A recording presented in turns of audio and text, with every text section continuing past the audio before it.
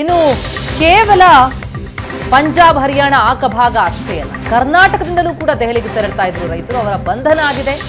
ಭೋಪಾಲ್ನಲ್ಲಿ ಕರ್ನಾಟಕದ ರೈತರನ್ನ ಅರೆಸ್ಟ್ ಮಾಡಲಾಗಿದೆ. ದೆಹಲಿಗೆ ತೆರಳ್ತಾ ಇದ್ರು ರೈತರು, ಅವರನ್ನ ಭೋಪಾಲ್ನಲ್ಲೇ ತಡೆಯೊಡ್ಡಲಾಗಿದೆ.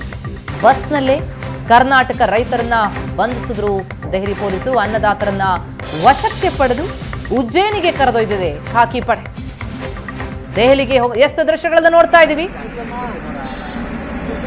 ಬಹಳಷ್ಟು ದೊಡ್ಡ ಸಂಖ್ಯೆಯಲ್ಲಿ ರೈತರು ದೆಹಲಿಯಲ್ಲಿ ಪ್ರತಿಭಟನೆಯಲ್ಲಿ ಭಾಗಿಯಾಗೋದಕ್ಕೆ ಅಂತ ತೆರಳ್ತಾ ಇದ್ರು. ಅವರನ್ನ ವಶಕ್ಕೆ ಪಡೆದಿದ್ದಾರೆ ಪೊಲೀಸರು. ಬಸ್ನಲ್ಲಿ ಕರ್ನಾಟಕ ರೈತರನ್ನ ಬಂಧಿಸಿದಂತಹ ದೆಹಲಿ ಪೊಲೀಸರು ಈಗ ಉಜ್ಜಯಿನಿಗೆ ಕರೆದೊಯ್ದಿದ್ದಾರೆ. ಗಡಿಯಲ್ಲಿ ಒಂದು ಕಡೆ ಭದ್ರತೆಯಾದರೆ ಮತ್ತೊಂದೆಡೆ ಅವರು ಗಡಿವರೆಗೆ ತಲುಪದಂತೆ ಅಲ್ಲಲ್ಲೇ ಅವರ ಬಂಧನ ಆಗ್ತಾ ಇದೆ. ಕರ್ನಾಟಕದಿಂದಲೂ ಕೂಡ ತೆರಳುತ್ತಾ ಇದ್ದಂತಹ ರೈತರನ್ನ ಭೋಪಾಲ್ನಲ್ಲಿ ಅರೆಸ್ಟ್ ಮಾಡಿದ್ದಾರೆ. ಸಾಗ್ತಾ ಇದ್ದ ಬಸ್ಸಲ್ಲಿ ಕರ್ನಾಟಕ ರೈತರನ್ನ ವಶಕ್ಕೆ ಪಡೆದು ಈಗ ಉಜ್ಜಯಿನಿಗೆ ಕರೆದೊಯ್ದಿದೆ ಖಾಕಿ ಪಡೆ. ದೃಶ್ಯಗಳನ್ನು ನೋಡ್ತಾ ಇದ್ದೀವಿ. ಬಸ್ನಲ್ಲಿರುವಂತಹ ಕರ್ನಾಟಕದ ರೈತರನ್ನು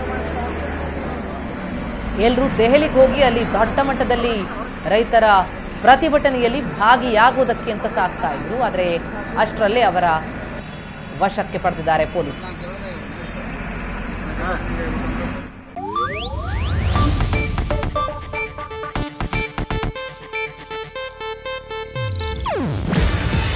ಇದು ಏಷ್ಯಾನೆಟ್ ನ್ಯೂಸ್ ನೆಟ್ವರ್ಕ್ ಪ್ರಸ್ತುತಿ. ನೀವು ನೋಡ್ತಿದ್ದೀರಾ ಏಷ್ಯಾನೆಟ್ ಸುವರ್ಣ ನ್ಯೂಸ್.